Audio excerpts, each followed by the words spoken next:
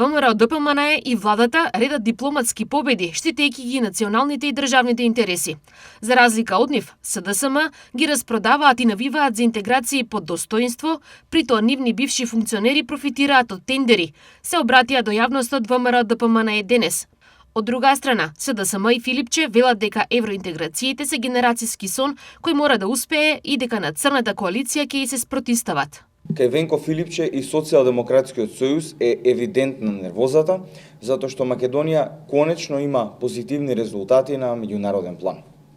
Нервозни се затоа што владата предводена од ВМРО ДПМН покажува дека може да се води европска политика без понижување, без тргување со идентитетот и без прифаќање диктати на штета на македонските национални интереси. Во само една недела Македонија доби силни потврди за правилната насока во која што се движи државата.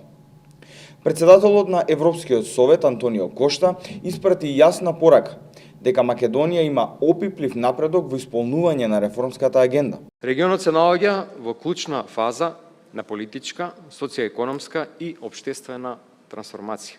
Фаза што ќе одреди иднината на нашите држави и на нашите граѓани. За некој од нас процесот на европска интеграција започна пред повеќе од 25 години.